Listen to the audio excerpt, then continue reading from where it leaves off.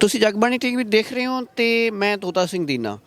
ਅੱਜ ਪੀਏਯੂ ਦੇ ਕੈਂਪਸ ਖੜਾ ਮੈਂ, ਥਾਪਰ ਹਾਲ ਹੈ ਤੇ ਇੱਥੇ ਨਾਅਰੇਬਾਜ਼ੀ ਹੋ ਰਹੀ ਹੈ। ਕਿਉਂ ਹੋ ਰਹੀ ਹੈ? ਕਿਉਂਕਿ ਇਹ ਉਹ ਸੰਸਥਾ ਹੈ ਜਿਹਨੇ ਕਿਸਾਨਾਂ ਨੂੰ ਇਸ ਵਕਤ ਲੋੜ ਸੀ ਗਾਈਡ ਕਰਨ ਦੀ, ਤੇ ਪਰ ਇਹਦੇ ਆਪ ਦੇ ਖਿਲਾਫ ਨਾਅਰੇ ਲੱਗ ਰਹੇ, ਆਪਦੇ ਮੁਲਾਜ਼ਮ ਇਹਨਾਂ ਦੇ ਜਿਹੜੇ ਨਾਅਰੇ ਲਾ ਰਹੇ ਆ। ਕੀ ਕਾਰਨ ਹੈ? ਮੇਰੇ ਨਾਲ ਕਮਲਦੀਪ ਸੰਘਾ ਨੇ, ਜਿਹੜੀਆਂ ਦੀ ਪੋਟਾ ਯੂਨੀਅਨ ਦੇ ਸੈਕਟਰੀ ਨੇ, ਜਿਹੜੀ ਇੱਥੋਂ ਦੇ ਅਧਿਕਾਰੀਆਂ ਦੀ ਯੂਨੀਅਨ ਹੈ। ਇਹਨਾਂ ਤੋਂ ਪੁੱਛਦੇ ਹਾਂ ਕਿ ਕੀ ਮਸਲਾ ਸਰ? ਜਿਹੜਾ ਤੁਸੀਂ ਪਿਛਲਾ ਦੇਖ ਰਹੇ ਹੋ ਮਸਲਾ, ਇਹਦੇ 'ਚ ਦੋ ਮੁੱਖ ਮਸਲੇ ਨੇ ਜੀ, ਜੋ ਕਿ Punjab agriculture university teachers association ਨੇ ਬਹੁਤ ਲੰਮੇ ਸਮੇਂ ਤੋਂ ਅਸੀਂ ਇਹ ਮੁੱਦੇ ਜਿਹੜੇ ਆ ਅਥਾਰਟੀਜ਼ ਦੇ ਸਾਹਮਣੇ ਰੱਖਦੇ ਰਹੇ ਹਾਂ। ਜਿਹਦੇ ਵਿੱਚ ਪਹਿਲਾ ਮੁੱਦਾ, ਜਿਵੇਂ ਕਿ ਤੁਸੀਂ ਜਾਣਦੇ ਹੋ ਵੀ ਪਿੱਛੇ ਜੇ ਸਾਡੇ ਰਜਿਸਟਰਾਰ ਜਿਹੜੇ ਨੇ ਪੀਏਯੂ ਦੇ, ਉਹਨਾਂ ਨੂੰ ਇੱਕ ਐਕਸਟੈਂਸ਼ਨ ਦਿੱਤੀ ਗਈ ਹੈ ਔਰ ਇਹ ਐਕਸਟੈਂਸ਼ਨ ਚੌਥੀ ਵਾਰੀ ਦਿੱਤੀ ਗਈ ਉਹਨਾਂ ਨੂੰ।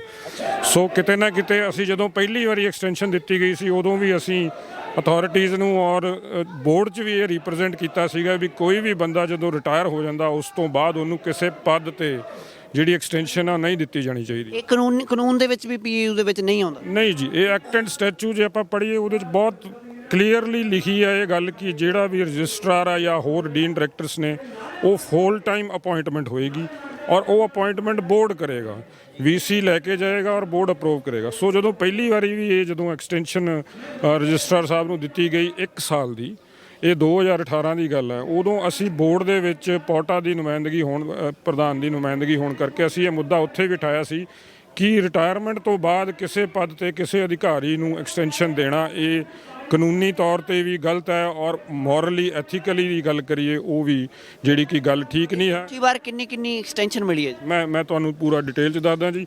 ਇਹ ਪਹਿਲੀ ਵਾਰੀ ਦੀ ਗੱਲ ਸੀ ਜਦੋਂ 1 ਸਾਲ ਦੀ ਦਿੱਤੀ ਗਈ ਔਰ ਉਦੋਂ ਇਹ ਕਿਹਾ ਗਿਆ ਬੋਰਡ ਦੇ ਵਿੱਚ ਕਿ ਅਸੀਂ 1 ਸਾਲ ਦੇ ਅੰਦਰ ਜਿਹੜਾ ਰੈਗੂਲਰ ਰਜਿਸਟਰਾਰ ਹੈ ਉਹ ਅਪਾਇੰਟ ਕਰ ਦਿਆਂਗੇ। ਸੋ ਇਸ ਕੰਡੀਸ਼ਨ 'ਤੇ ਬੋਰਡ ਨੇ ਇਹ ਇਜਾਜ਼ਤ ਦਿੱਤੀ ਕਿ ਸਾਲ ਲਈ ਇਹਨਾਂ ਨੂੰ ਐਕਸਟੈਂਸ਼ਨ ਦੇ ਦਿੱਤੀ ਜਾਵੇ।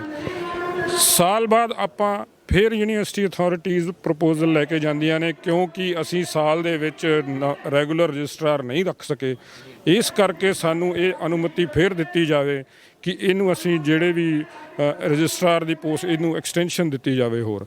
ਔਰ ਤੁਸੀਂ ਦੇਖੋ ਕਿੰਨੀ ਹਾਸੋਹੀਣੀ ਗੱਲ ਹੈ, ਪਹਿਲੀ ਵਾਰੀ ਅਸੀਂ ਕਹਿੰਦੇ ਹਾਂ ਜੀ ਸਾਲ ਦੇ ਵਿੱਚ ਭਰ ਲਾਂਗੇ ਔਰ ਅਸੀਂ ਸਾਲ ਦੀ ਐਕਸਟੈਂਸ਼ਨ ਮੰਗਦੇ ਹਾਂ, ਦੂਜੀ ਵਾਰੀ ਅਸੀਂ ਕਹਿ ਇਹ ਰਹੇ ਹਾਂ ਕਿ ਸਾਲ ਦੇ ਵਿੱਚ ਅਸੀਂ ਨਹੀਂ ਰੱਖ ਸਕੇ ਕੁਝ ਕਾਰਨਾਂ ਕਰਕੇ ਔਰ ਐਕਸਟੈਂਸ਼ਨ ਅਸੀਂ 2 ਸਾਲ ਦੀ ਦੇ ਦਿੰਦੇ ਉਹਨਾਂ ਨੂੰ ਫਿਰ। ਸੋ ਇਹ ਦੂਜੀ ਐਕਸਟੈਂਸ਼ਨ ਹੋ ਗਈ ਜੀ। ਫਿਰ ਇਹ ਜਿਹੜੀ ਐਕਸਟੈਂਸ਼ਨ 2 ਸਾਲ ਵਾਲੀ ਸੀ ਇਹ 31 ਅਗਸਤ 2021 ਨੂੰ ਖਤਮ ਹੋ ਜਾਂਦੀ ਹੈ।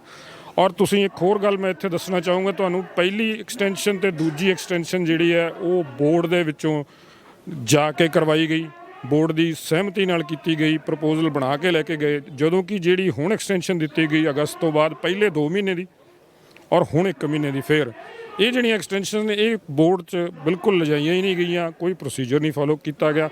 ਸੋ ਅਸੀਂ ਇਹੀ ਮੁੱਦਾ ਇਸ ਐਕਸਟੈਂਸ਼ਨ ਤੋਂ ਪਹਿਲੇ ਜਿਹੜੇ ਮੌਜੂਦਾ ਵਾਈਸ ਚਾਂਸਲਰ ਨੇ ਡੀਕੇ ਤਿਵਾਰੀ ਜੀ ACS ਡਿਵੈਲਪਮੈਂਟ, ਉਹਨਾਂ ਕੋਲ ਅਸੀਂ ਇਹ ਮੁੱਦਾ ਟੇਕਅਪ ਕੀਤਾ ਸੀ 3 ਯੂਨੀਅਨਾਂ ਨੇ, ਜਿਹਦੇ ਵਿੱਚ PAU teachers association, PAU employees union ਤੇ ਪੀਏਯੂ ਕਲਾਸ 4 ਵਰਕਰਸ ਯੂਨੀਅਨ, ਜਿਹਦੇ 'ਚ ਅਸੀਂ ਉਹਨਾਂ ਨੂੰ ਬੇਨਤੀ ਕੀਤੀ ਸੀ ਕਿ ਅੱਗੇ ਵੀ 2-3 ਐਕਸਟੈਂਸ਼ਨਾਂ ਜਿਹੜੀਆਂ ਦਿੱਤੀਆਂ ਜਾ ਚੁੱਕੀਆਂ, ਸਾਡੀ ਇਹ ਬੇਨਤੀ ਹੈ ਕਿ ਬਹੁਤ ਹੀ ਅਹਿਮ ਅਹੁਦਾ ਹੈ ਯੂਨੀਵਰਸਿਟੀ ਦੇ ਵਿੱਚ ਚਲਾਉਣ ਲਈ, ਇਸ ਕਰਕੇ ਇਹਦੇ ਵਿੱਚ ਜਿਵੇਂ ਕਿ ਸਾਡਾ ਐਕਟ ਔਰ ਸਟੈਚੂਟਸ ਵੀ ਕਹਿੰਦੇ ਨੇ ਕਿ ਹੋਲ ਟਾਈਮ ਬੰਦਾ ਲਾਇਆ ਜਾਵੇ।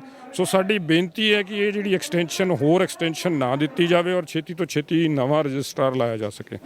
ਸੋ ਅਸੀਂ ਇਹ ਬੇਨਤੀ, ਪਰ ਇਸ ਦੇ ਬਾਵਜੂਦ 1 ਦਿਨ ਬਾਅਦ ਫਿਰ 1 ਮਹੀਨੇ ਦੀ ਐਕਸਟੈਂਸ਼ਨ ਜਿਹੜੀ ਹੈ 30 ਨਵੰਬਰ ਤੱਕ ਦੇ ਦਿੱਤੀ ਜਾਂਦੀ ਹੈ। ਇਹਦੇ ਮਸਲੇ 'ਚ ਇਹ ਧਰਨਾ ਜਿਹੜਾ ਦਿੱਤਾ ਜਾ ਰਿਹਾ, ਪਹਿਲਾ ਮੁੱਦਾ ਜੇ ਪੀਏਯੂ ਟੀਚਰਸ ਐਸੋਸੀਏਸ਼ਨ ਦੇ ਜਨਰਲ ਸੈਕਟਰੀ ਵਜੋਂ ਮੈਂ ਕਹਿ ਰਿਹਾ ਵੀ ਸਾਡਾ ਮੁੱਦਾ ਮੇਨ ਇਹ ਹੈ। ਉਸ ਤੋਂ ਅਗਲਾ ਮੁੱਦਾ ਹੈ ਜੀ ਜਿਹੜੀ ਕਿ ਸੈਲਰੀ ਦੀ ਗੱਲ ਚੱਲ ਰਹੀ ਹੈ। ਸੋ ਸੈਲਰੀ ਦਾ ਉਹਦੇ 'ਚ 2 ਮੁੱਦੇ ਨੇ ਅੱਗੇ। ਉਹਦੇ 'ਚ ਪਹਿਲਾ ਮੁੱਦਾ ਇਹ ਹੈ ਕਿ ਕੁਝ ਸਾਡੇ ਟੀਚਰ ਸਾਹਿਬਾਨ ਜਿਹੜੇ ਪੰਜਾਬ ਸਰਕਾਰ ਦੀ ਇੱਕ ਨੋਟੀਫਿਕੇਸ਼ਨ ਹੈ ਜੀ ਜੁਲਾਈ 2020 ਦੀ ਜੁਲਾਈ, ਉਦੋਂ ਇੱਕ ਨੋਟੀਫਿਕੇਸ਼ਨ ਕੀਤੀ ਪੰਜਾਬ ਸਰਕਾਰ ਨੇ ਕਿ ਜਿਹੜੇ ਨਵੇਂ ਮੁਲਾਜ਼ਮ ਉਸ ਤਰੀਕ ਤੋਂ ਬਾਅਦ ਲੱਗਣਗੇ ਉਹਨਾਂ ਨੂੰ 7ਵਾਂ ਪੇ ਕਮਿਸ਼ਨ ਦਿੱਤਾ ਜਾਊਗਾ। ਠੀਕ ਹੈ ਜੀ। ਸੋ ਇਸ ਨੋਟੀਫਿਕੇਸ਼ਨ ਦੇ ਅੰਡਰ ਉਸ ਤੋਂ ਬਾਅਦ ਜਿੰਨੇ ਵੀ ਸਾਡੇ ਟੀਚਰ ਇੱਥੇ ਉਹਨਾਂ ਦੀ ਅਪਾਇੰਟਮੈਂਟ ਕੀਤੀ ਗਈ, ਬੜੀ ਮੰਦਭਾਗੀ ਗੱਲ ਹੈ ਕਿ ਪਿਛਲੇ 9-10 ਮਹੀਨੇ ਜਾਂ ਸਾਲ ਕਹਿ ਲਈਏ ਉਹਨਾਂ ਨੂੰ ਇੱਕ ਵੀ ਤਨਖਾਹ ਅੱਜ ਤੱਕ ਨਹੀਂ ਦਿੱਤੀ ਗਈ। ਤਨਖਾਹ ਨਹੀਂ ਮਿਲੀ, ਇੱਕ ਵੀ ਤਨਖਾਹ ਨਹੀਂ ਦਿੱਤੀ ਗਈ। ਤੁਸੀਂ ਭਾਵਨਾ ਤੇ ਕੰਮ ਕਰ ਬਿਲਕੁਲ ਜੀ। ਔਰ ਤੁਸੀਂ ਆਪ ਅੰਦਾਜ਼ਾ ਲਾ ਸਕਦੇ ਹੋ ਵੀ ਜਿਹੜਾ ਬੰਦੇ ਨੂੰ ਨਵੀਂ ਨੌਕਰੀ ਮਿਲੀ ਹੋਈ, ਉਹਨੇ ਚਾਅ ਨਾਲ ਨੌਕਰੀ ਕਰਨੀ ਔਰ ਬਿਲਕੁਲ ਨੌਕਰੀ ਦੇ ਪਹਿਲੇ ਪੜਾਅ ਦੇ ਵਿੱਚ ਪੂਰੀ ਤਨਦੇਹੀ ਨਾਲ ਕੰਮ ਕਰਨਾ ਹੈ, ਉਹਨੂੰ ਜੇ ਆਪਾਂ ਸਾਲ ਤੱਕ 10 ਮਹੀਨੇ ਸਾਲ ਤੱਕ ਤਨਖਾਹ ਹੀ ਨਹੀਂ ਦੇ ਰਹੇ ਤੇ ਉਹਦੀ ਮਾਨਸਿਕ ਸਥਿਤੀ ਕੀ ਹੋਊਗੀ। ਸੋ ਉਹ ਕੰਮ ਕਿਵੇਂ ਕਰੂਗਾ, ਕਿ ਆਪਾਂ ਕਿਵੇਂ ਉਹਦੇ ਤੋਂ ਕੰਮ ਕਰਾਵਾਂਗੇ ਜਦੋਂ ਆਪਾਂ ਕਹਿੰਦੇ ਵੀ ਤਨਖਾਹ ਤੇ ਅਸੀਂ ਤੈਨੂੰ ਦੇਣੀ ਨਹੀਂ। ਸੋ ਇਹਦੇ ਵਿੱਚ ਵੀ ਬਹੁਤ ਵੱਡੀ ਜਿਹੜੀ ਕੁਤਾਹੀ ਹੈ ਉਹ ਪੀਏਯੂ ਐਡਮਿਨਿਸਟ੍ਰੇਸ਼ਨ ਦੀ ਹੈ, ਕਿਉਂਕਿ ਜੇ ਆਪਾਂ ਨੂੰ ਇਹ ਲੱਗਦਾ ਕਿ ਅਸੀਂ ਤਨਖਾਹ ਨਹੀਂ ਦੇ ਸਕਾਂਗੇ ਤੇ ਸਾਨੂੰ ਉਹ ਪੋਸਟਾਂ ਨਹੀਂ ਭਰਨੀਆਂ ਚਾਹੀਦੀਆਂ, ਤਾਂ ਕਿਉਂਕਿ ਜੇ ਭਰਦੇ ਆ ਤਾਂ ਫਿਰ ਸਾਨੂੰ ਇਹ ਇਨਸ਼ੋਰ ਕਰਨਾ ਚਾਹੀਦਾ ਵੀ ਅਸੀਂ ਉਹਨਾਂ ਨੂੰ ਤਨਖਾਹ ਦੇ ਸਕੀਏ। ਸੋ ਇੱਕ ਤਾਂ ਇਹ ਮੁੱਦਾ ਹੈ। ਦੂਜਾ ਤਨਖਾਹ ਦੇ ਬਾਬਤ ਇਹ ਸੀਗਾ ਕਿ 10 ਕੁ ਦਿਨ ਪਹਿਲੇ ਤਿੰਨੇ ਯੂਨੀਅਨਾਂ ਨੇ ਵਾਈਸ ਚਾਂਸਲਰ ਸਾਹਿਬ ਨੂੰ ਇਹ ਰਿਕੁਐਸਟ ਕੀਤੀ ਸੀ, ਕੰਟਰੋਲਰ ਔਰ ਰਜਿਸਟਰਾਰ ਨੂੰ, ਕਿ ਦੀਵਾਲੀ 4 ਨਵੰਬਰ ਦੀ ਹੈ, ਸੋ ਕੋਸ਼ਿਸ਼ ਕਰਕੇ ਜਿਹੜੀ ਇਹ ਤਨਖਾਹ ਆ ਇਸ ਮਹੀਨੇ ਦੀ ਇਹ ਮੁਲਾਜ਼ਮਾਂ ਨੂੰ 1 ਨਵੰਬਰ ਨੂੰ ਜਾਂ 2 ਨਵੰਬਰ ਨੂੰ ਦੇ ਦਿੱਤੀ ਜਾਵੇ। ਸੋ ਇਹਦੇ ਰਿਕੁਐਸਟ ਦੇ ਬਾਵਜੂਦ ਜਦੋਂ ਸਾਡੀ ਮੀਟਿੰਗ 1 ਤਰੀਕ ਨੂੰ ਹੁੰਦੀ ਹੈ, ਕੰਟਰੋਲਰ ਸਾਹਿਬ ਨੂੰ ਸਵੇਰੇ ਉਹ ਕਹਿੰਦੇ ਜੀ ਦੇਖਾਂਗੇ, ਔਰ ਸ਼ਾਮ ਨੂੰ ਉਹਨਾਂ ਨੇ ਕਿਹਾ ਵੀ 3 ਵਜੇ ਤੱਕ ਆਪਾਂ ਡਿਸਾਈਡ ਕਰ ਲਾਂਗੇ। ਜਦੋਂ ਅਸੀਂ 3 ਵਜੇ ਦੁਬਾਰਾ ਜਾਂਦੇ ਹਾਂ ਤਾਂ ਤੁਸੀਂ ਇਹ ਦੇਖੋ ਕਿੰਨੀ ਇਨਸਿਨਸੀਅਰਿਟੀ ਹੈ ਵੀ ਉਹ ਸਾਨੂੰ ਨਾ ਮਿਲਦੇ ਨਾ ਸਾਨੂੰ ਪਤਾ ਵੀ ਕਿੱਥੇ ਨੇ। ਸੋ ਇਸ ਕਰਕੇ ਮਜਬੂਰੀ 'ਚ ਸਾਨੂੰ ਫਿਰ ਕੱਲ੍ਹ ਇਹ ਧਰਨਾ ਪਹਿਲੀ ਵਾਰੀ ਅਸੀਂ ਲਾਇਆ ਤਾਂ ਕਿ ਜਿਹੜੀ ਇਹ ਤਨਖਾਹ ਆ ਦੀਵਾਲੀ ਤੋਂ ਪਹਿਲੇ ਦਿੱਤੀ ਜਾ ਸਕੇ। ਪਰ ਤੁਸੀਂ ਦੇਖ ਰਹੇ ਹੋ ਆਪ ਵੀ ਹੁਣ ਤੱਕ ਜਿਹੜੇ ਇਸ ਤਰ੍ਹਾਂ ਦਾ ਕੋਈ ਆਸ਼ਵਾਸਨ ਨਹੀਂ ਹੈ ਕਿ ਅੱਜ ਤਨਖਾਹ ਦਿੱਤੀ ਜਾਊਗੀ। ਅੱਛਾ, ਮੈਨੂੰ ਇਹ ਦੱਸਿਓ, ਬੱਚੇ ਵੀ ਕੁਝ ਇੱਥੇ ਕਹਿ ਰਹੇ ਸੀ, ਹਾਂਜੀ, ਇਹਦਾ ਕੀ ਮਸਲਾ ਹੈ? ਉਹ ਹੋਰ ਦੇਖੋ ਜੀ, ਇੱਕ ਬਹੁਤ ਮੇਰੇ ਹਿਸਾਬ ਨਾਲ ਤੇ ਮੰਦਭਾਗੀ ਗੱਲ ਹੈ। ਆਪਾਂ ਟੀਚਰਾਂ ਦੀ ਗੱਲ ਕੀਤੀ ਜਿਨ੍ਹਾਂ ਨੂੰ ਤਨਖਾਹ ਨਹੀਂ ਮਿਲੀ, ਹੁਣ ਆਪਾਂ ਸਟੂਡੈਂਟਸ ਦੀ ਗੱਲ ਕਰਨੀ ਜਿਨ੍ਹਾਂ ਨੇ ਟੀਚਰ ਬਣਨਾ ਹੈ ਔਰ ਇਸ ਯੂਨੀਵਰਸਿਟੀ ਤੋਂ ਆਸ ਰੱਖਦੇ ਆ ਕਿ ਵਰਲਡ ਰਿਨਾਊਂਡ ਯੂਨੀਵਰਸਿਟੀ ਆ, ਇੱਥੇ ਅਸੀਂ ਚੰਗੀ ਸਿੱਖਿਆ ਲੈ ਕੇ ਅਸੀਂ ਇਸ ਯੂਨੀਵਰਸਿਟੀ 'ਚ ਨੌਕਰੀਆਂ ਕਰ ਸਕੀਏ ਜਾਂ ਹੋਰ ਵੀ ਸਮਾਜ 'ਚ ਨੌਕਰੀਆਂ ਕਰ ਸਕੀਏ ਸਰਕਾਰ ਦੇ ਵਿੱਚ। ਪਰ ਤੁਸੀਂ ਦੇਖੋ ਇਹਦੇ 'ਚ ਵੀ ਮੈਂ ਕਿਤੇ ਨਾ ਕਿਤੇ ਇਹ ਕਹਿਣਾ ਚਾਹੂੰਗਾ ਕਿ ਐਡਮਿਨਿਸਟ੍ਰੇਸ਼ਨ ਜਿਹਦੇ ਵਿੱਚ ਕਿ ਆਪਾਂ ਹੁਣੇ ਗੱਲ ਕੀਤੀ ਵੀ ਰਜਿਸਟਰਾਰ ਦਾ ਅਹਿਮ ਰੋਲ ਹੈ। ਸੋ ਰਜਿਸਟਰਾਰ ਦੀ ਮੁੱਖ ਜ਼ਿੰਮੇਵਾਰੀ ਹੈ ਕਿ ਜਿਹੜੇ ਵੀ ਕਾਨੂੰਨਾਂ ਦੇ ਤਹਿਤ ਕੋਈ ਵੀ ਚੀਜ਼ ਹੋਣੀ ਹੈ ਯੂਨੀਵਰਸਿਟੀ ਦੀ, ਉਹ ਕਾਨੂੰਨ ਉਹਨੇ ਵਾਈਸ ਚਾਂਸਲਰ ਦੇ ਮੂਹਰੇ ਰੱਖਣੇ ਨੇ ਔਰ ਉਹਦੇ ਮੁਤਾਬਕ ਜਿਹੜੀ ਵੀ ਆਪਾਂ ਐਕਸ਼ਨ ਲੈਣਾ ਹੈ ਉਹ ਲੈਣਾ। ਸੋ ਜਦੋਂ ਤੁਸੀਂ ਗੱਲ ਕਰ ਰਹੇ ਹੋ ਸਟੂਡੈਂਟਸ ਦੀ, ਦੇਖੋ ਤੁਸੀਂ ਕਰੋਨਾ ਕਾਲ ਚੱਲ ਰਿਹਾ ਔਰ ਉਸ ਕਰੋਨਾ ਕਾਲ ਤੁਹਾਨੂੰ ਪਤਾ ਵੀ ਲੋਕਾਂ ਦੀਆਂ ਆਮਦਨੀਆਂ ਵੀ ਘਟੀਆਂ ਨੇ, ਮਾਂ ਪਿਓ ਦੀ ਆਮਦਨੀ ਵੀ ਘਟੀ ਆ। ਇਸ ਦੇ ਬਾਵਜੂਦ ਇਹ ਜਿਹੜਾ ਸਮੈਸਟਰ ਹੁਣ ਸ਼ੁਰੂ ਹੋਇਆ ਇਹਦੇ ਵਿੱਚ ਇਹਨਾਂ ਸਟੂਡੈਂਟਸ ਤੋਂ ਫੀਸ ਭਰਾਈ ਗਈ। ਠੀਕ ਹੈ ਜੀ, ਇਹਨਾਂ ਨੇ ਪੂਰੇ ਸਮੈਸਟਰ ਦੀ ਫੀਸ ਭਰੀ ਹੈ। ਇਹ ਉਹ ਸਟੂਡੈਂਟਸ ਨੇ ਜਿਨ੍ਹਾਂ ਦੇ ਕੁਝ ਕੋਰਸ ਰਹਿ ਗਏ ਨੇ ਸਿਰਫ ਡਿਗਰੀ ਪੂਰੀ ਹੋਣ 'ਚ। ਸੋ ਪਹਿਲੀ ਗੱਲ ਇਹ ਹੈ ਵੀ ਉਹਨਾਂ ਦੇ ਕੁਝ ਕੋਰਸ ਰਹਿੰਦੇ ਨੇ ਤਾਂ ਕਿ ਉਹਨਾਂ ਦੀ ਡਿਗਰੀ ਪੂਰੀ ਹੋ ਜਾਊਗੀ। ਸੋ ਇਸ ਕਰਕੇ ਉਹਨਾਂ ਦੀ ਪੂਰੀ ਕੋਸ਼ਿਸ਼ ਹੈ ਵੀ ਅਸੀਂ ਇਹ ਫੀਸ ਭਰਾ ਕੇ ਕੋਰਸ ਇਸ ਸਮੈਸਟਰ ਕੱਢ ਲਈਏ ਤਾਂ ਕਿ ਡਿਗਰੀ ਸਮੇਂ ਸਿਰ ਪੂਰੀ ਕਰਕੇ ਅੱਗੇ ਨੌਕਰੀ ਲੈਣ ਵਾਲੇ ਬਣੀਏ। ਪਰ ਯੂਨੀਵਰਸਿਟੀ ਨੇ ਉਹਨਾਂ ਦੀ ਫੀਸ ਭਰਾਈ ਔਰ ਅੱਜ 3 ਮਹੀਨੇ ਹੋ ਚੁੱਕੇ ਨੇ ਫੀਸ ਭਰਾਉਣ ਤੋਂ ਬਾਅਦ, ਅੱਜ ਵੀ ਉਹਨਾਂ ਨੂੰ ਉਹਨਾਂ ਦੇ ਪੱਲੇ ਕੁਝ ਨਹੀਂ ਪਾਇਆ, ਕਿਉਂਕਿ ਜਿਹੜੇ ਕੋਰਸ ਉਹ ਰੱਖਣਾ ਚਾਹੁੰਦੇ ਨੇ ਉਹ ਯੂਨੀਵਰਸਿਟੀ ਆਫਰ ਨਹੀਂ ਕਰ ਰਹੀ। ਇਹ ਪਹਿਲਾਂ ਹੁੰਦਾ ਹੈ ਨਹੀਂ, ਇਸ ਤਰ੍ਹਾਂ ਨਹੀਂ ਹੁੰਦਾ ਆਇਆ। ਅੱਗੇ ਜਦੋਂ ਵੀ ਕੋਈ ਇਸ ਤਰ੍ਹਾਂ ਦੀ ਐਮਰਜੈਂਸੀ ਸਿਚੁਏਸ਼ਨ ਆਉਂਦੀ ਹੈ ਜਿਹਦੇ 'ਚ ਆਪਾਂ ਨੂੰ ਲੱਗਦਾ ਹੈ ਵੀ ਕਿਸੇ ਸਟੂਡੈਂਟ ਦੀ ਡਿਗਰੀ ਪੂਰੀ ਹੋ ਰਹੀ ਹੈ ਔਰ ਉਹਦਾ ਆਹ ਕੋਰਸ ਰਹਿੰਦਾ, ਤੇ ਇੱਕ ਸਾਡੇ ਅਕੈਡਮਿਕ ਕਾਉਂਸਲ ਹੈ, ਉਸ ਕਾਉਂਸਲ 'ਚੋਂ ਮੁੱਦਾ ਲੈ ਕੇ ਜਾਇਆ ਜਾਂਦਾ ਜਿਹਦੇ 'ਚ ਸਾਰੇ ਡੀਨ ਡਾਇਰੈਕਟਰ ਵਾਈਸ ਚਾਂਸਲਰ ਉਹ ਸਾਰੇ ਮੈਂਬਰ ਨੇ। ਸੋ ਉੱਥੇ ਉਹ ਸਥਿਤੀ ਵਾਚ ਕੇ ਉਹਨੂੰ ਜਿਹੜੀ ਪਰਮਿਸ਼ਨ ਦਿੱਤੀ ਜਾਂਦੀ ਹੈ ਸਪੈਸ਼ਲ, ਤਾਂ ਕਿ ਉਹ ਕੋਰਸ ਆਫਰ ਹੋ ਸਕੇ ਔਰ ਡਿਗਰੀ ਪੂਰੀ ਕਰ ਸਕੇ। ਪਰ ਐਤਕੀ ਇੰਨੀ ਮੰਦਭਾਗੀ ਗੱਲ ਹੈ ਵੀ ਉਹ ਇਹ ਕਹਿ ਰਹੇ ਵੀ ਅਸੀਂ ਕੋਈ ਕੋਰਸ ਆਫਰ ਨਹੀਂ ਕਰਨਾ ਚਾਹੁੰਦੇ। ਇਹਦੇ 'ਚ 2 ਗੱਲਾਂ ਨੇ, ਕੁਛ ਤੇ ਉਹ ਸਟੂਡੈਂਟਸ ਨੇ ਜਿਨ੍ਹਾਂ ਦਾ 1 ਜਾਂ 2 ਕੋਰਸ ਰਹਿੰਦੇ ਨੇ, ਕੁਛ ਉਹ ਨੇ ਜਿਨ੍ਹਾਂ ਦੇ ਜ਼ਿਆਦਾ ਰਹਿੰਦੇ ਨੇ। ਠੀਕ ਹੈ ਜੀ, ਜਿਨ੍ਹਾਂ ਦੇ 1-2 ਰਹਿੰਦੇ ਉਹ ਸਪੈਸ਼ਲ ਆਫਰ ਕਰਨੇ ਚਾਹੀਦੇ ਆ ਔਰ ਉਹ ਅਕੈਡਮਿਕ ਕਾਉਂਸਲ 'ਚ ਮੁੱਦਾ ਲਿਜਾਇਆ ਵੀ ਗਿਆ ਔਰ ਉੱਥੇ ਸਹਿਮਤੀ ਇਸ ਤਰ੍ਹਾਂ ਦੀ ਬਣੀ ਵੀ ਸੀ ਵੀ ਇਹ ਆਫਰ ਕਰ ਦਿੱਤੇ ਜਾਣ ਤਾਂ ਕਿ ਇਹਨਾਂ ਦੀ ਡਿਗਰੀ ਪੂਰੀ ਹੋ ਸਕੇ। ਦੂਜਾ ਮੁੱਦਾ ਹੈ ਵੀ ਜਿਨ੍ਹਾਂ ਦੇ ਹਲੇ ਜ਼ਿਆਦਾ ਕੋਰਸ ਰਹਿੰਦੇ ਨੇ ਔਰ ਉਹਦੇ 'ਚ ਇੱਕ ਗੱਲ ਇਹ ਵੀ ਹੈ ਵੀ ਕੁਛ ਕੋਰਸ ਜਿਵੇਂ ਯੂਨੀਵਰਸਿਟੀ 'ਚ 2 ਸਮੈਸਟਰ ਨੇ, ਇੱਕ ਪਹਿਲਾ ਇੱਕ ਦੂਜਾ ਮੰਨ ਲਓ। ਸੋ ਜਿਹੜੇ ਕੋਰਸ ਉਹਨਾਂ ਨੇ ਕੱਢਣੇ ਨੇ ਉਹ ਦੂਜੇ ਸਮੈਸਟਰ ਦੇ ਨੇ, ਇਹ ਪਹਿਲਾ ਸਮੈਸਟਰ ਚੱਲ ਰਿਹਾ। ਹੁਣ ਉਹਨਾਂ ਨੂੰ ਇਹ ਕਿਹਾ ਜਾ ਰਿਹਾ ਕਿ ਤੁਹਾਡੇ ਜਿਹੜੇ ਕੋਰਸ ਹੈ ਕਿਉਂਕਿ ਦੂਜੇ ਸਮੈਸਟਰ ਦੇ ਨੇ ਉਹ ਦੂਜੇ ਸਮੈਸਟਰ 'ਚ ਆਫਰ ਕੀਤੇ ਜਾਣਗੇ, ਤੇ ਐਤਕੀ ਜਿਹੜਾ ਅਸੀਂ ਕੋਈ ਕੋਰਸ ਨਹੀਂ ਆਫਰ ਕਰ ਸਕਦੇ। ਹਾਂ, ਔਰ ਇਸ ਦੇਖੋ ਜੀ ਇੱਕ ਨਵੀਂ ਟਰਮ ਕੱਢੀ ਹੈ ਉਹਨਾਂ ਨੇ, ਕਹਿੰਦੇ ਜੀ ਬਲੈਂਕ ਸਮੈਸਟਰ ਲਾ ਲਓ। ਬਲੈਂਕ ਸਮੈਸਟਰ ਪੜਾਇਆ ਜਾ ਰਿਹਾ ਹੈ ਨਾ, ਇਹ ਨਵਾਂ ਕਲਚਰ ਹੈ। ਇਹ ਨਵਾਂ ਕਲਚਰ ਔਰ ਕਦੀ ਸੁਣਿਆ ਨਹੀਂ ਅੱਜ ਤੱਕ ਯੂਨੀਵਰਸਿਟੀ 'ਚ ਵੀ ਬਲੈਂਕ ਸਮੈਸਟਰ। ਪਤਾ ਨਹੀਂ, ਮੈਨੂੰ ਤਾਂ ਪਤਾ ਨਹੀਂ, ਮੈਂ 87 ਤੋਂ ਇਸ ਯੂਨੀਵਰਸਿਟੀ 'ਚ ਹਾਂ ਤੇ ਮੈਂ ਕਦੀ ਨਹੀਂ ਸੁਣਿਆ ਵੀ ਕੋਈ ਬਲੈਂਕ ਸਮੈਸਟਰ। ਔਰ ਜੇ ਬਲੈਂਕ ਸਮੈਸਟਰ ਕਰਨਾ ਹੀ ਸੀ ਫਿਰ ਉਹਨਾਂ ਦੀ ਫੀਸ ਕਿਉਂ ਭਰਾਈ, ਹੈ ਨਾ ਜੀ। ਔਰ ਹੁਣ ਅੱਗੇ ਦੇਖੋ ਕਿੰਨੀ ਦੂਜੀ ਗੱਲ ਹੈ ਵੀ ਉਹਨਾਂ ਤੋਂ ਹੀ ਲਿਖਵਾਉਣ ਲਈ ਕਿਹਾ ਜਾ ਰਿਹਾ ਵੀ ਤੁਸੀਂ ਲਿਖ ਕੇ ਦਿਓ ਵੀ ਸਾਡਾ ਬਲੈਂਕ ਸਮੈਸਟਰ ਕਰੋ, ਹਾਲਾਂਕਿ ਉਹਨਾਂ ਦਾ ਕਸੂਰ ਹੀ ਨਹੀਂ, ਨਾ ਉਹਨਾਂ ਨੂੰ ਦੱਸਿਆ ਜਾ ਰਿਹਾ ਵੀ ਅਸੀਂ ਕੀ ਕਰ ਰਹੇ ਹਾਂ। ਔਰ ਕਿਉਂ ਨਹੀਂ ਯੂਨੀਵਰਸਿਟੀ ਉਹ ਆਫਰ ਕਰਦੀ? ਬਿਲਕੁਲ ਕਰਨੇ ਚਾਹੀਦੇ ਉਹਨਾਂ ਨੂੰ। ਜੇ ਉਹਨਾਂ ਦੀ ਡਿਗਰੀ ਮੁੱਕ ਰਹੀ, ਆਪਾਂ ਉਹਨਾਂ ਦਾ ਭਵਿੱਖ ਬਣਾਉਣਾ ਹੈ ਕਿ ਆਪਾਂ ਵਿਗਾੜਨਾ ਉਹਨਾਂ ਨੂੰ? ਔਰ ਕਿਸ ਤਰ੍ਹਾਂ ਦੀਆਂ ਉਹਨਾਂ ਨੂੰ ਆਪਾਂ ਚੀਜ਼ਾਂ ਦੱਸ ਰਹੇ ਹਾਂ ਵੀ ਉਹ ਕੀ ਸਮਝਣਗੇ ਯੂਨੀਵਰਸਿਟੀ ਬਾਰੇ, ਔਰ ਕਿਸ ਤਰ੍ਹਾਂ ਇਹਦੀ ਰਿਫਲੈਕਸ਼ਨ ਐਡਮਿਨਿਸਟ੍ਰੇਸ਼ਨ ਤੇ ਆ ਰਹੀ ਹੈ ਵੀ ਉਹ ਕਿੰਨੀ ਐਫੀਸ਼ੀਐਂਟਲੀ ਚੱਲ ਰਹੀ ਹੈ।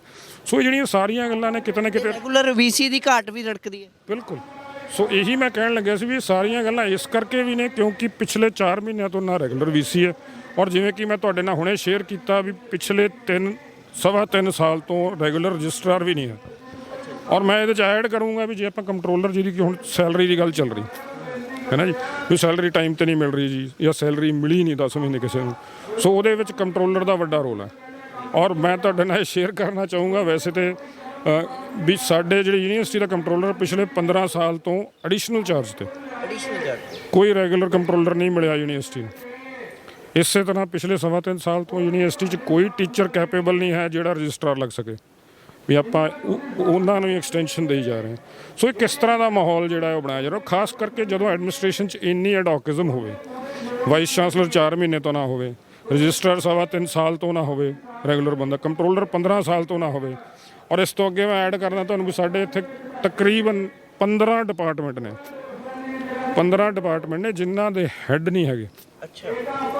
ਜਿਨ੍ਹਾਂ ਦੇ ਹੈੱਡ ਆਪਾਂ ਰੈਗੂਲਰ ਹੈੱਡ ਦੀ ਅਪਾਇੰਟਮੈਂਟ ਹੀ ਨਹੀਂ ਕਰ ਸਕੇ। ਸੋ ਤੁਸੀਂ ਇਹ ਆਪ ਸਥਿਤੀ ਸੋਚ ਸਕਦੇ ਹੋ ਵੀ ਯੂਨੀਵਰਸਿਟੀ ਦੀ ਕਿਸ ਤਰ੍ਹਾਂ ਦੀ ਸਥਿਤੀ।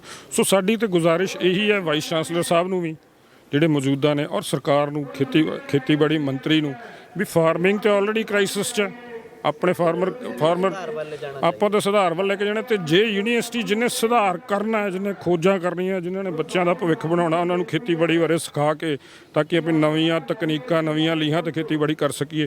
ਉਹ ਤੁਸੀਂ ਦੇਖੋ ਵੀ ਉਹ ਉਸ ਯੂਨੀਵਰਸਿਟੀ 'ਚ ਜੇ ਇੰਨੇ ਬੰਦੇ ਜਿਹੜੇ ਰੈਗੂਲਰ ਅਪਾਇੰਟ ਹੀ ਨਹੀਂ ਕੀਤੇ, ਜਿਨ੍ਹਾਂ ਨੇ ਡਾਇਰੈਕਸ਼ਨ ਦੇਣੀ ਸੀ, ਤੇ ਆਪਾਂ ਕਿੱਧਰ ਨੂੰ ਜਾ ਰਹੇ ਹਾਂ? Thank you sir. ਇੱਥੇ ਇੱਕ ਬੱਚੇ ਵੀ ਪੋਸਟਰ ਲੈ ਖੜੇ ਆ, ਉਹਨਾਂ ਨੇ ਲਿਖਿਆ ਕਿ ਸਾਡੀ ਵੀ ਸੁਣੋ। ਇਹਨਾਂ ਦੀ ਕੀ ਸਮੱਸਿਆ ਹੈ, ਇਹਨਾਂ ਦੀ ਵੀ ਸੁਣਦੇ ਆ। ਬੇਟਾ ਕੀ ਸਮੱਸਿਆ ਹੈ? ਸਰ ਅਸੀਂ ਨਾ ਸਪੈਸ਼ਲ ਕੋਰਸਿਸ ਰਜਿਸਟਰ ਕਰਵਾਉਣੇ ਸੀਗੇ, ਜੋ ਹਰ ਸਾਲ ਤੋਂ ਪਿਛਲੇ ਸਾਰੇ ਸਾਲਾਂ ਤੋਂ ਰਜਿਸਟਰ ਹੁੰਦੇ ਆਏ ਆ। ਇਸ ਵਾਰ ਅਸੀਂ 2 ਅਗਸਤ ਨੂੰ ਸਮੈਸਟਰ ਦੀ ਰਜਿਸਟ੍ਰੇਸ਼ਨ ਹੋਈ ਹੈ ਤੇ ਅਸੀਂ ਉਸ ਦਿਨ ਦੇ ਟਰਾਈ ਕਰ ਰਹੇ ਹਾਂ। ਐਪਲੀਕੇਸ਼ਨ ਉਦੋਂ ਵੀ ਪਹਿਲਾਂ ਦੀ ਦਿੱਤੀ ਹੋਈ ਹੈ ਤੇ ਅੱਜ ਹੁਣ 3 ਮਹੀਨੇ ਹੋ ਗਏ ਆ, ਸਾਡੀ ਲਈ ਕੋਈ ਵੀ ਸੁਣ ਨਹੀਂ ਰਿਹਾ ਹੈਗਾ। ਅਸੀਂ ਲਾਸ ਕਿੰਨਾ ਇਹਦੇ ਵਿੱਚ? ਸਰ ਸਾਡਾ ਇੱਕ ਸਮੈਸਟਰ ਪੂਰਾ ਵੇਸਟ ਹੁੰਦਾਗਾ, ਕਈਆਂ ਦੇ ਸਮੈਸਟਰ ਬਲੈਂਕ ਵੀ ਲੱਗਣਗੇ ਤੇ ਜੇ ਸਾਨੂੰ ਨਹੀਂ ਰਜਿਸਟਰ ਕਰਵਾਉਂਦੇ ਤਾਂ ਸਾਡੀ ਡਿਗਰੀ ਜੂਨ 'ਚ ਲੇਟ ਹੁੰਦੀ ਆ, ਜੂਨ ਤੱਕ ਕੰਪਲੀਟ ਹੋਊਗੀ, ਜਿਹਦੇ ਨਾਲ ਸਾਡਾ ਅੱਗੇ ਕਰੀਅਰ ਦੇ ਵਿੱਚ ਵੀ ਲਾਸ ਹੋਊਗਾ। ਕਹਿੰਦੇ ਸਾਲ 1.5 ਸਾਲ ਵੀ ਜਾ ਸਕਦਾ ਕਿਸੇ ਨੇ। ਬਿਲਕੁਲ ਸਰ, ਕਈਆਂ ਦੇ ਜਿਵੇਂ ਜ਼ਿਆਦਾ ਕੋਰਸਿਸ ਪਏ ਆ, ਜੇ ਹੁਣ ਇਹ ਵਾਲੇ ਸਮੈਸਟਰ 'ਚ ਕੁਝ ਕੋਰਸਿਸ ਆਫਰ ਹੋ ਜਾਣ ਤਾਂ ਉਹਨਾਂ ਦੀ ਉਹੀ ਜਲਦੀ ਕੰਪਲੀਟ ਹੋ ਸਕਦੀ ਆ। ਤੇ ਪ੍ਰੋਬਲਮ ਸਭ ਤੋਂ ਵੱਡੀ ਇਹ ਹੈ ਵੀ ਜਦੋਂ ਪਿਛਲੇ ਹਰ ਸਾਲ ਤੋਂ ਆਫਰ ਹੁੰਦੇ ਆਏ ਆ ਤਾਂ ਇਸ ਵਾਰੀ ਕਿਉਂ ਨਹੀਂ ਕਰ ਰਹੇ ਹੈਗੇ? ਹਰ ਸਾਲ ਤੋਂ ਹੋ ਰਹੇ ਆ। ਸਾਲ ਤੋਂ ਹੋ ਰਹੇ ਆ ਸਰ। ਅਸੀਂ ਪਹਿਲਾਂ ਪ੍ਰੋਪਰ ਪ੍ਰੋਟੋਕਾਲ ਫੋਲੋ ਕੀਤਾਗਾ। ਪਹਿਲਾਂ ਅਸੀਂ ਡੀਨ ਸਰ ਕੋਲੇ ਗਏ ਆ, ਫਿਰ ਰਜਿਸਟਰਾਰ ਸਰ ਕੋਲੇ ਵੀ ਗਏ ਆ। ਪਹਿਲੇ ਜਿਹੜੀ ਅਕੈਡਮਿਕ ਕਾਉਂਸਲ ਮੀਟਿੰਗ ਪਹਿਲੀ ਹੋਈ ਸੀ ਉਹਦੇ ਵਿੱਚ ਇਹਨਾਂ ਨੇ ਨਹੀਂ ਕੰਸੀਡਰ ਕੀਤਾ ਸੀ, ਬਟ ਫਿਰ ਉਹਨੂੰ ਕੇਸ ਨੂੰ ਰੀਕਨਸੀਡਰ ਕੀਤਾ ਗਿਆ ਵੀ ਜਦੋਂ ਜੈਨੂਇਨ ਕੇਸ ਹੈ ਤਾਂ ਉਦੋਂ ਇਹ ਕਿਹਾ ਗਿਆ ਵੀ ਜਿਹੜੇ ਮਤਲਬ ਮਿਨੀਮਮ 2 ਕੋਰਸਿਸ ਚੁਕਾਏ ਜਾਣ ਜਿਹਦੇ ਨਾਲ 27 ਬੱਚਿਆਂ ਦੀ ਡਿਗਰੀ ਪੂਰੀ ਹੁੰਦੀ ਹੈ। ਪਰ ਉਹਦੇ ਵਿੱਚ ਡੀਨਸ ਨੇ ਸਾਰਿਆਂ ਨੇ ਕੇਸ ਪ੍ਰੋਸੀਡ ਕਰਤਾ ਸੀਗਾ, ਬਟ ਰਜਿਸਟਰਾਰ ਸਰ ਦੇ ਸਾਈਨ ਨਹੀਂ ਹੈਗੇ। ਰਜਿਸਟਰਾਰ ਸਰ ਇਹ ਕਹਿੰਦੇ ਆ ਵੀ ਵੀਸੀ ਸਰ ਨੇ ਕੰਸੀਡਰ ਕਰਨਾ, ਬਟ ਪਹਿਲਾਂ ਵੀਸੀ ਸਰ ਸੀਗੇ ਅਨਿਰੁੱਧ ਤਿਵਾਰੀ, ਮਤਲਬ ਐਡੀਸ਼ਨਲ ਚਾਰजेस ਮਿਲੇ ਹੋਏ ਆ, ਕੋਈ ਐਜ਼ ਸੱਚ ਪਰਮਨੈਂਟ ਵੀਸੀ ਵੀ ਨਹੀਂ ਹੈਗਾ। ਤਾਂ ਫਿਰ ਉਸ ਤੋਂ ਬਾਅਦ ਸਰ ਜਦੋਂ ਅਨਿਰੁੱਧ ਤਿਵਾਰੀ ਸਰ ਨਾਲ ਗੱਲ ਹੋਈ, ਉਹ ਸਰ ਕਹੀ ਗਏ ਵੀ ਹਾਂਜੀ ਅਸੀਂ ਕਰਵਾ ਦਾਂਗੇ। ਰਜਿਸਟਰਾਰ ਸਰ ਵੀ ਇਹੀ ਕਹੀ ਗਏ ਵੀ ਵੀਸੀ ਸਰ ਦਾ ਅਪਰੂਵਲ ਚਾਹੀਦਾ। ਉਸ ਤੋਂ ਬਾਅਦ ਸਰ ਅਸੀਂ ਚੰਡੀਗੜ੍ਹ ਵੀ ਗੇੜੇ ਮਾਰੇ ਆ ਕਿਉਂਕਿ ਇੱਥੇ ਕੋਈ ਮਿਲਦਾ ਹੀ ਨਹੀਂ ਹੈਗਾ ਗਾ। ਵੀਸੀ ਸਰ ਦੇ ਆਫਿਸ ਅਸੀਂ ਰੋਜ਼ ਜਾਂਦੇ ਸੀਗੇ, ਰਜਿਸਟਰਾਰ ਸਰ ਦੇ ਆਫਿਸ ਰੋਜ਼ ਜਾਂਦੇ ਸੀਗੇ। ਜਦੋਂ ਇੱਥੇ ਨਹੀਂ ਮਿਲੇ ਫਿਰ ਅਸੀਂ ਚੰਡੀਗੜ੍ਹ ਸੈਕਟਰੀਏਟ ਤੱਕ ਵੀ ਪਹੁੰਚੇ ਆ, ਪਰ ਉੱਥੇ ਵੀ ਸਾਨੂੰ ਕੋਈ ਟਾਈਮ ਨਹੀਂ ਮਿਲਿਆ ਹੈਗਾ। ਮਿਨਿਸਟਰ ਸਾਹਿਬ ਨੂੰ ਮਿਲੇ ਹੋ ਤੁਸੀਂ, ਐਗਰੀਕਲਚਰ ਮਿਨਿਸਟਰ ਨੂੰ? ਹਾਂਜੀ ਸਰ, ਉਹਨਾਂ ਨੂੰ ਵੀ ਮਿਲੇ ਆ। ਉਹ ਜਦੋਂ ਇੱਥੇ ਆਏ ਸੀਗੇ ਉਹਨਾਂ ਨੂੰ ਅਸੀਂ ਆਪਣਾ ਕੇਸ ਵੀ ਦਿੱਤਾ ਗਾ। ਉਹਨਾਂ ਨੇ ਫਿਰ ਉਸ ਦਿਨ ਡੀਕੇ ਤਿਵਾਰੀ ਸਰ ਨੇ ਇਹ ਵੀ ਕਿਹਾ ਸੀ ਵੀ ਤੁਹਾਨੂੰ ਮੈਂ ਟਾਈਮ ਦੇ ਦਿੰਦਾ, ਮਿਲ ਲਓ। ਫਿਰ ਸਰ ਅਸੀਂ ਉੱਥੇ 5-6 ਘੰਟੇ ਵੀਸੀ ਸਰ ਦੇ ਆਫਿਸ ਦੇ ਬਾਹਰ ਖੜੇ ਰਹੇ ਆ। ਪੀਏ ਸਰ ਕਹੀ ਗਏ ਵੀ 5 ਮਿੰਟਾਂ 'ਚ ਮਿਲਾਉਣੇ ਆ, 5 ਮਿੰਟਾਂ 'ਚ ਮਿਲਾਉਣੇ ਆ, ਬਟ 5:30 ਹੋ ਗਏ, ਸਾਨੂੰ ਕਿਸੇ ਨੇ ਨਹੀਂ ਮਿਲਾਇਆ।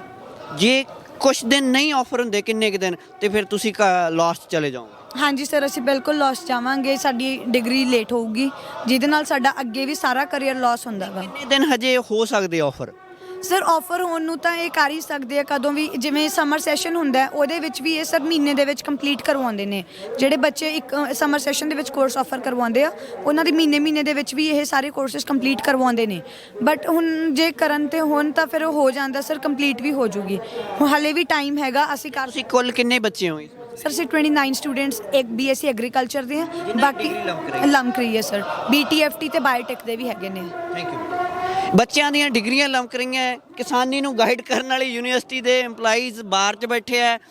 ਰੈਗੂਲਰ VC ਨਾ ਹੋਣ ਕਰਕੇ ਕਈ ਸਮੱਸਿਆਵਾਂ ਨਾਲ 15 ਸਾਲ ਤੋਂ ਐਡੀਸ਼ਨਲ ਚਾਰਜ, ਬਹੁਤ ਸਾਰੇ ਡਿਪਾਰਟਮੈਂਟਾਂ ਦੇ ਹੈਡ ਹੀ ਹੈ ਨਹੀਂ। ਸਰਕਾਰ ਨੂੰ ਧਿਆਨ ਦੇਣ ਦੀ ਲੋੜ ਹੈ, ਕਿਉਂਕਿ ਜਿਹੜੇ 3 ਕਿਸਾਨੀ ਕਾਨੂੰਨਾਂ ਦੀ ਅਸੀਂ ਗੱਲ ਕਰਦੇ ਹਾਂ, ਉਹਨਾਂ ਨੂੰ ਜੇਕਰ ਟੈਕਨੀਕਲੀ ਅਸੀਂ ਡਿਫੈਂਸ ਕਰਨਾ ਹੈ, ਕਿਸਾਨੀ ਨੂੰ ਮੋੜ ਕੇ ਲੈ ਕੇ ਆਉਣਾ, ਤਾਂ ਯੂਨੀਵਰਸਿਟੀ ਦਾ ਤੰਦਰੁਸਤ ਹੋਣਾ ਬਹੁਤ ਜ਼ਰੂਰੀ ਹੈ। ਤੇ ਸੋ ਕਾਫੀ ਸਮੱਸਿਆਵਾਂ ਨੇ, ਸਰਕਾਰ ਨੂੰ ਧਿਆਨ ਦੇਣ ਦੀ ਲੋੜ ਹੈ। ਦਿਓ ਇਜਾਜ਼ਤ, ਫਿਰ ਮਿਲਾਂਗੇ। ਸਤਿ ਸ਼੍ਰੀ ਅਕਾਲ।